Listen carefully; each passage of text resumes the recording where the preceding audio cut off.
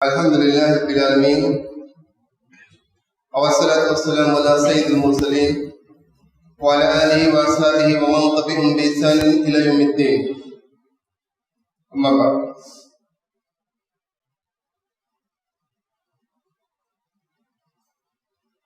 آج محرم الحرام کی 8 تاریخ ہے. آج کے بعد جو دن آئے گا وہ 9 تاریخ ہوگی اور اس کے بعد 10 تاریخ کو عاشورہ کا دن. ان ایام کے تعلق سے اور اس ماہ کے تعلق سے کئی باتیں ایسی ہیں جن کا بیان اور جن سے متعلق آگاہی بہت ضروری ہے. اللہ رب العالمین نے جیسا کہ آپ سب جانتے ہیں جب سے اس دنیا کی تخلیق کی ہے 12 مہینے ہے اور تبھی سے 4 مہینے حرمت والے مہینے اللہ رب العالمین نے بنائے. ان 4 میں سے ایک مہینہ ماہ محرم الحرام کا مہینہ ہے جسے حدیث کے اندر اللہ کے رسول صلی اللہ علیہ وسلم نے شاہ اللہ الحرام اللہ کا سارے مہینے اللہ تعالیٰ کے ہیں لیکن یہ بس کچھ بدلاتی ہے جو بات سمجھی جائے. اس ماہ کے آتے ہی مسلم معاشرے کے اندر اور دنیا کے بہت سارے خطوں میں عجیب و غریب کا ماحول بنتا ہے، شور و غوغا کا ماحول بنتا ہے اور وہ ساری باتیں ہوتی ہیں جس کا دین سے کوئی لینا دینا نہیں ہے. نبی کریم صلی اللہ علیہ وسلم سے اس کا دور کا کوئی ناطا نہیں ہے. لیکن اسلامی دنیا کے اندر اور اسلامی دنیا کے باقی جو لوگ ہیں وہ سب یہی سمجھتے ہیں، بہت بڑی تعداد میں ایسا سمجھتے ہیں کہ یہ سب اسلام کی پہچان ہے اور اسلام سے ان کا چوری دامن کا ناطا. مسلمانوں کو ان چیزوں کو سمجھنا چاہیے. سب سے پہلی چیز یہ ہے کہ یہ مہینہ جسے اللہ رب العالمین نے حرمت کا مہینہ بنایا ہے، یہ اس کائنات کی تخلیق سے جڑا ہے. اسی وقت اللہ رب العالمین نے حرمت کے مہینے بنائے. نبی کریم صلی اللہ علیہ وسلم کی بعثت سے پہلے بھی نبی کریم صلی اللہ علیہ وسلم عاشورہ کے دن روزہ رکھا کرتے تھے، اس لیے کہ جس ماحول میں آپ تھے وہاں کے لوگ قریش کے لوگ اس دن کو مبارک سمجھتے تھے اور اس دن کو وہ بہت سارے ایسے کام کرتے تھے جو اور دنوں کے اندر نہیں کرتے تھے. کعبہ کو غلاف کرنا وہ اسی دن کرتے تھے. اس دن کے اندر وہ لوگ روزہ بھی رکھا کرتے تھے اور نبی کریم صلی اللہ علیہ وسلم بھی روزہ رکھا کرتے تھے. اور جب نبوت آپ کو ملی، آپ کو اللہ رب العالمین نے رسول بنایا، اس کے بعد بھی آپ ہر سال روزہ رکھا کرتے تھے. یہاں تک کہ جب ہجرت کا واقعہ پیش آیا اور آپ ہجرت کر کے مدینہ تشریف لے گئے تو وہاں بھی نبی کریم صلی اللہ علیہ وسلم نے روزہ رکھا اور مسلمانوں کو خودیا کہ وہ بھی روزہ رکھے. اور اس وقت نبی کریم صلی اللہ علیہ وسلم کے موقع کو ذکر کر کے تو یہ معلوم ہوتا ہے کہ یہاں کے جو یہودی ہیں مدینہ کے وہ بھی روزہ رکھتے ہیں، لیکن صحابہ کرام نے آپ کو اطلاع دی کہ یہاں یہ لوگ بھی روزہ رکھتے ہیں. آپ سبھی جانتے ہیں کہ اس موقع پر نبی کریم صلی اللہ علیہ وسلم نے دریافت کیا کہ آخر یہ لوگ کیوں روزہ رکھتے ہیں. تو اس کی علت اور سبب معلوم ہوا کہ یہ لوگ یہودی لوگ اس دن کیوں خوشیاں مناتے ہیں، کیوں تہوار کی طرح دیکھتے ہیں. تو ان لوگوں نے اس بات کو واضح کیا اور حدیث کے اندر آپ لوگوں نے بات سنا ہے انزل اللہ فی موسیٰ وقومہ وغرق فرعون قومہ. آپ نے دریافت کیا کہ لوگوں نے کہا، ان لوگوں نے کہا ایک بہت ہی بات ممکن ہے اس میں اللہ رب العالمین نے حضرت موسیٰ علیہ السلام کو اور ان کے قوم کو نجات دلائی تھی، یعنی فرعون کو سے نجات دلائی تھی اور وہ لوگ بچ کے نکل گئے تھے. وغرق فرعون قومہ، فرعون کو اور اس کے قوم کو برباد کیا تھا اس موقع پر. یہ اس موقع پر یہ لوگ خوشیاں مناتے تھے. لیکن قریش کے لوگ کیوں خوشیاں مناتے تھے؟ قریش کے لوگ اس دن کیوں روزہ رکھتے تھے؟ تو محدثین نے اور علماء نے وضاحت کی ہے کہ حضرت ابراہیم علیہ السلام کی جو شریعت جس کے وہ سمجھتے تھے کہ انہیں کی شریعت کو مانتے ہیں اور انہیں کے پیروکار ہیں، تو شریعت جو باقی چیزیں تھیں اسی سے ایک چیز یہ تھی کہ عاشورہ کے دن وہ لوگ روزہ رکھتے تھے. جس طرح سے وہ حج عمرہ کیا کرتے تھے اسی طرح وہ لوگ اس دن میں روزہ بھی رکھا کرتے تھے. اس دن आजमत की, इसकी हुर्मत के कायल हो लो। और यहाँ तक मामला था, फादर ने लिखा है कि अगर मैं से कोई गुनाह शादी हो जाता था, कोई बड़ा गुनाह करते थे, तो उसे कहते कि आशूरा के दिन तुम रोजा रखो। तो ये मामला था हम लोगों के साथ। तो नबी करीम सल्लल्लाहु अलैहि वसल्लम भी उस दिन रोजा रखा करते थे, और जब मदीना तशरीफ ले गए तो आप बराबर आप रोजा रखते थे। अब लेकिन सन 2 हिजरी में जब रमजान का रोजा अल्लाह रब्बुल आलमीन ने फर्ज कर दिया मुसलमानों के ऊपर, तब इसकी हुर्मत, इसकी जो फर्जियत थी अल्लाह के रसूल खत्म कर दी। और मुसलमानों से कहा देखो रमजान का रोजा फर्ज हो गया है, इस दिन तुम रोजा रखना चाहो तो रहो, या न रखना चाहो तो न रखो। लेकिन नबी करीम सल्लल्लाहु अलैहि वसल्लम की आदत थी कि आप जब तक मदीना में रहे अब बराबर रोजा रखें। इतनी जिंदगी आपने इस दिन रोजा रखा है, इससे इसकी मुस्तहब होने का और मसनून होने का मामला हम समझ सकते हैं। ये मसनून है, नबी करीम सल्लल्लाहु अलैहि वसल्लम ने अगर इसकी फर्जियत को खत्म कर दिया, लेकिन इसका जो इस्तेबाब था वो मुअक्कद है और आज भी बरकरार है और बराबर है। तो इस चीज को हम समझें। और यहाँ एक नुकता और भी है कि नबी करीम सल्लल्लाहु अलैहि वसल्लम ने इसमें 9 तारीख को क्यों जोड़ दिया, ये भी एक चीज है जो समझने की चीज है।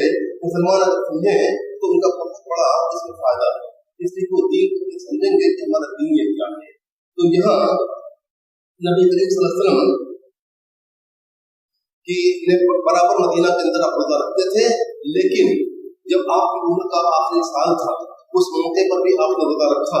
उसके बाद साहबे किराम ने आपसे दरियाफ्त किया कि अल्लाह के रसूल हम लोगों ने रोजा रखा और बराबर रखते रहे, लेकिन अब मामला ये है कि हमको यहूद और नसारा की मुखालफत करनी है, उनकी मुशाबहत से बचना है। दरअसल मामला ये था कि इस्लाम में अल्लाह रब्बुल आलमीन ने नबी करीम सल्लल्लाहु अलैहि वसल्लम को यहूद और नसारा की मुखालफत को नहीं दिया था। तो जिन चीजों में उनकी मुखालफत नहीं था तो उनकी मुआफ़क़त भी कर लेते थे, इसलिए कि वो भी अहले किताब थे और मुसलमान भी अहले किताब थे। असल मामला कुफ़ार मुश्रिकीन से था, उनसे मामला बात का था, इसलिए कि वो भी अहले किताब थे, हम भी अहले किताब थे। तो नबी करीम सल्लल्लाहु अलैहि वसल्लम की मुआफ़क़त चाहते थे, इसीलिए सूरह रूम के जो आते हैं उसमें जो जिस जंग का बयान मिलता है उसमें आप समझ सकते हैं, कोई तफसीर पढ़े वो जानेगा कि किस तरह से रूमियों जो नसारा थे उनकी फतह पर, उनकी शिकस्त पर किस तरह से मुसलमानों को अफसोस हुआ, और ये अफसोस जो है नबी करीम सल्लल्लाहु अलैहि वसल्लम को भी पहुंचा था। तो उस वक्त ये बात थी कि मुआफ़क़त में कोई हर्ज नहीं था, लेकिन जब इस्लाम को अल्लाह रब्बुल आलमीन ने अपने फज़ल करम से मुस्तहकम कर दिया, ये एक सल्तनत के तौर पर कायम हो गई और हर तरफ अब जरूरत इस बात की थी कि मुसलमानों की अपनी शनाख्त दुनिया के अंदर राइज हो जाए, एक अलग सल्तनत की तरह से बिल्कुल मुस्तहकम हो जाए और दूसरी कौमों के अंदर दम न हो जाए, दूसरी कौमों से न मिल जाए। इसलिए अल्लाह रब्बुल आलमीन ने मुसलमानों को हुक्म दिया, नबी करीम सल्लल्लाहु अलैहि वसल्लम की उनकी मुखालफत करो और हर चीज के अंदर उनकी मुखालफत जरूरी है। यहाँ तक कि फितरी और तबीयी तौर से इंसान के बाल सफेद हो जाते हैं तो मोटे करने के साथ साथ तो उसको भी बदलने का हुक्म नबी करीम सल्लल्लाहु अलैहि वसल्लम ने दिया कि गय्यिर शै, इसको बदल डालो, इस पे सदाब लगा लो, मेहंदी से इसका कर दो उसको। तो नबी करीम सल्लल्लाहु अलैहि वसल्लम की नसीहत था कि वो लोग दाढ़ी को बढ़ाते हैं और उसको रंगते नहीं, सफेद छोड़ देते हैं, तो हमारी उनसे मुशाबहत न हो जाए, हम उनसे जुदा हो जाए। तो इसी तरह इस मामले में हुआ कि नबी करीम सल्लल्लाहु अलैहि वसल्लम मुसलमानों को दिया कि देखो उसमें एक दिन मिला। मामला ये हुआ कि इलम असमा आशुरा और हमारा विषय नबी करीम सल्लल्लाहु अलैहि वसल्लम आशुरा का रोजा रखते थे और रखा और लोगों को उसको पूछ देते थे। लोगों ने दरियाफ्त किया, साहबा ने दरियाफ्त किया, अल्लाह के रसूल इन लोग यौम तुअतुल यहूद वन नसारा, अब सवाल बराबर रखते थे लेकिन सवाल नहीं किया था, इसलिए उनकी मुखालफत अब तक न हुआ था। लेकिन आखिरी उम्र में नबी करीम सल्लल्लाहु अलैहि वसल्लम की जिंदगी के जो आखिरी अय्याम थे उस मौके पर अल्लाह रब्बुल आलमीन ने हुक्म दिया कि उनकी मुखालफत करनी है। तब साहबे किराम ने पूछा कि हम लोगों ने भी रोजा रखा आशूरा का, ये आशूरा का तो रोजा नबी करीम सल्लल्लाहु अलैहि वसल्लम की जिंदगी का आखिरी था, इसे रखा और उसके बाद में कुछ अय्याम गुजर गए, मालूम नहीं होता है कि कुछ दिन गुजर गए, इसलिए कि 9 तारीख और 11 तारीख गुजर चुकी थी। इसलिए नबी करीम सल्लल्लाहु अलैहि वसल्लम साहबे किराम ने बयान किया तो आपने फरमाया कि फईदा कादिर अल मुक्तिन इंशाअल्लाह सुन्नत मुख्तार से, इंशाअल्लाह अगर आइंदा साल आया तो हम लोग सुन्ना अल मुख्तार से 9 तारीख का भी रोजा रखेंगे। काल راوی بیان کرتے ہیں حضرت عبداللہ بن عباس رضی اللہ عنہ کہ فلم یا تک آنکھ توفی رسول اللہ صلی اللہ علیہ وسلم، نبی کریم صلی اللہ علیہ وسلم کی وفات ہو گئی اور آئندہ سال آپ کو اللہ تعالیٰ نبی نے نصیب نہ کیا. لیکن اس حدیث کے اندر نبی کریم صلی اللہ علیہ وسلم کی خواہش اور مسلمانوں کو یہ بتانا کہ اللہ رب العالمین نے اگر حیات رکھا، ہم کو یہ روزہ اللہ کی طرف سے نصیب ہوا تو ہم اس کے اندر اس تاریخ کو بھی ملا لیں گے. اس لیے ملائیں گے اس لیے کیونکہ مخالفت ضروری ہے. نیکی کو ہم چھوڑ نہیں سکتے کسی کی وجہ سے. اگر ہم کوئی نیک کام کرتے ہیں تو کسی کے سبب سے یا کسی عزت کی وجہ سے ہم چھوڑ نہیں سکتے. اس کی شکل کو ہم بدل سکتے ہیں. یہود نصارہ رکھتے ہیں، ہم بھی رکھتے ہیں، لیکن یہ نہیں کہ ہم اس کو ان کے رکھنے کی وجہ سے اس مشابہت کی وجہ سے اس نیکی کو ہم چھوڑ دیں، اس نیک کام کو چھوڑ دیں. ایسا نہیں ہو سکتا. اس لیے نبی کریم صلی اللہ علیہ وسلم کی شکل بدل دی، ان کی مخالفت میں ایک دن کا اضافہ کر لیا اور کہا کہ دیکھو 9 تاریخ کو بھی ہم روزہ رکھیں گے. تو معلوم یہ ہوا نبی کریم صلی اللہ علیہ وسلم کی حدیث سے. اور ایک دوسری حدیث جو موقوف آتی ہے حضرت عبداللہ بن عباس رضی اللہ عنہ نے آپ کو فرمایا صوموا التاسع والعاشر وخالفوا اليهود. اس کے اندر صریح طور سے ہے کہ یہودیوں کی مخالفت کرو اور 10ویں اور 13ویں کو روزہ رکھو. عموماً حدیث کے اندر 9 تاریخ کا تذکرہ 9 اور 10 روزہ رکھو، لیکن کچھ حدیثیں ملتی ہیں جس کے اندر 2 پایا جاتا ہے، اس کے اندر 11 بھی ذکر ہے، یعنی 10 اور 11 بھی رکھ سکتا ہے انسان. ایک حدیث کے اندر اور غلط جاتا ہے 9 تاریخ یا 11 تاریخ. تو اس کے اندر حدیث کے اندر ذوق تو موجود ہے، لیکن جو علت اور جو سبب ہے 9 تاریخ کے اضافے کا 10 کے ساتھ 9 کو ملانے کا، وہ وہاں سے بھی پورا ہوتا ہے. لیکن معلوم یہ ہوا کہ اگر کوئی شخص 9 تاریخ کو چوک گیا، نہیں رکھ سکا کسی باعث، روزہ نہیں اس نے رکھا ہے، اگر وہ اگر چاہے تو 10 کے ساتھ 11 کو ملا لے. سب سے موقع اور سب سے بہتر صورت یہی ہے کہ انسان 9 تاریخ کو اور اس کے ساتھ ساتھ 10 تاریخ کو رکھے، اس کے ساتھ اس سے پہلے 9 تاریخ کو رکھ لے. لیکن اگر کسی لوگ کو نہیں رکھ سکتا ہے تو وہ علت اور سبب موجود ہے، جس علت کی بنا پر نبی کریم صلی اللہ علیہ وسلم نے 9 تاریخ کے روزے کو مقبول کیا ہے، اس لیے 11 کو بھی رکھ سکتا ہے.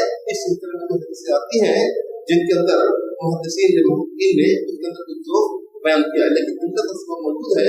اس لیے انہوں نے کہا ہے کہ ایسا انسان کر سکتا ہے جو نو بنا سکے وہ ایسا کر سکتا ہے. تو اس سلسلے میں جو حدیثیں آتی ہیں تو اس چیز کو ہم سمجھیں. اور ایک چیز یہ بھی ہم دیکھیں کہ اللہ رب العالمین نے اس کے تقدس کو، اس کی حرمت کو ہمیشہ کے لیے رکھا ہے، اور جب سے یہ کائنات بنی ہے تب سے رکھا ہے. معلوم یہ ہوا کہ واقع کربلا سے اس کا کوئی لینا دینا اور کوئی تعلق نہیں ہے، لیکن مسلمانوں کے اندر جو چیزیں رائج ہیں اس سے یہی لگتا ہے کہ سارے مسلمان اسی واقعے سے جوڑ کے اس کو دیکھتے ہیں. اس لیے کہ یہ مہینہ آتے ہی بہت ساری مساجد کے اندر جو شیعہ کی مساجد ہوتی ہیں یا جو ہمارے مذہب کے علاوہ مساجد ہیں ان کے اندر محفلیں لگتی ہیں، دروس ہوتے ہیں، اور اس کے اندر گاہریہ ہوتا ہے اور بہت لوگ روتے ہیں، چلاتے ہیں اور بہت طرح کی حرکتیں کرتے ہیں. گھروں کے اندر جو کچھ ہوتا ہے وہ ہم سنتے ہیں کہ ان کے گھروں کے اندر کیا کچھ ہوتا ہے، لیکن ان چیزوں کا یہ چیزیں وہ ہیں جن کا شریعت سے کوئی لینا دینا نہیں ہے. ایک بات یہ بھی ہم ذہن رکھیں کہ اللہ رب العالمین نے ان کی حرمت بیان کی ہے. یہ حرمت والے مہینے، ان کی تعظیم کرنی ہے، ان کے اندر گناہوں سے انسان کو بچنا ہے. اسی لیے علماء نے بالکل واضح کر دیا ہے کہ ان مہینوں کے اندر انسان کو نیکی کے کام کرنے سے گناہوں سے بچنا ہے. اگر انسان گناہ کا کام کرتا ہے تو اس کی شدت اور بڑھ جاتی ہے، اس کا عقاب اور بڑھ جاتا ہے. تو مومنوں کو، مسلمانوں کو سمجھنا چاہیے. مسلم معاشرے کے اندر جو لوگ رہتے ہیں، جو لوگ اپنے ناطے کو اللہ سے جوڑتے ہیں، اللہ کے رسول صلی اللہ علیہ وسلم سے جوڑتے ہیں، ان کو یہ سمجھنا چاہیے کہ وہ کتنی بڑی غلطی کر رہے ہیں اگر کوئی کام ایسا کر رہے ہیں جس کا شریعت سے کوئی ناطہ نہیں ہے. جو بدعتیں ہیں، جو خرافات ہیں، جو اور چیزیں اس طویل کی ہیں، وہ سب کے سب ایسے ہیں جو انسان کو گناہ میں ڈالتی ہیں. اور اس مہینے کی حرمت اور اس کی اہمیت کو دیکھتے ہوئے ہم یہ سمجھ سکتے ہیں کہ اگر اور دنوں کے اندر جو خرافات ہم کرتے ہیں مسلم معاشروں کے اندر ہوتی ہیں ان کی تو شدت ہے ہی. اس لیے کہ ہر طرح کی بدعت جو دین کے اندر جو اضافہ ہوتا ہے، جو نئی چیزیں ہوتی ہیں، وہ سب کے سب حرام ہوتی ہیں اور وہ انسان کی گمراہی کا سبب بنتی ہیں، اور آخر کے انسان کے لیے وہ بہت بڑی مشکل کھڑی کرنے والی ہے، بہت بڑی مشکل ہوگی. اور تو سمجھنا چاہیے کہ اگر اس مہینے کے اندر حرمت والے مہینوں کے اندر مسلمانوں کے اندر لڑائی نہیں تو کتنی بڑی مشکل کھڑی کر سکتی ہیں. اس لیے کہ اس کی حرمت کو بھی ہم پامال کرتے ہیں اگر کوئی کرتے ہیں ایسا جو گناہ کا کام ہے، جو بدعت و خرافات کا کام ہے. اللہ کے رسول صلی اللہ علیہ وسلم کو اللہ رب العالمین نے اپنے آخری رسول کے ذریعے اپنی باتیں مکمل کر دی، اپنا آخری کلام مکمل کر دیا اور دین کو مکمل کرنے کا اعلان کر دیا. اور وہ कुरान करीम को और नबी करीम सल्लल्लाहु अलैहि वसल्लम की हदीसों को महफूज कर दिया, वहाँ हम देख सकते हैं कि अंबिया का क्या तरीका था, और अंबिया का तरीका वो है जिससे हम सीख सकते हैं कि दीन पर अल्लाह रब्बुल आलमीन की रज़ा तक पहुंचने का रास्ता क्या है। अल्लाह रब्बुल आलमीन ने अपने बंदों को रिसालत की नबूवत से नवाजा और दुनिया के अंदर भेजा, तो इसलिए भेजा कि उनसे उनके जरिए से अल्लाह रब्बुल आलमीन की बातें मालूम हो सके, अल्लाह रब्बुल आलमीन की इबादत हम कैसे करें, उससे हम दुआएं कैसे करें, उससे हम ताल्लुक उस्तवार कैसे करें, उसे हम कैसे राजी करें, उसकी शरीयत पे हम कैसे अमल करें, नमाज रोजा हम कैसे रखें, ये सब कुछ उसी ताल्लुक से, उसी विसादत से, उसी जरिए से हमको मालूम होता है। अगर हमको ये चीजें नबी करीम सल्लल्लाहु अलैहि वसल्लम के जरिए न मिलती, आपने अगर उनकी वजाहत न की सुन्नतों के जरिए से, अल्लाह रब्बुल आलमीन ने उनको महफूज न रखा होता, तो ये चीजें हमको मालूम नहीं हो सकती थी।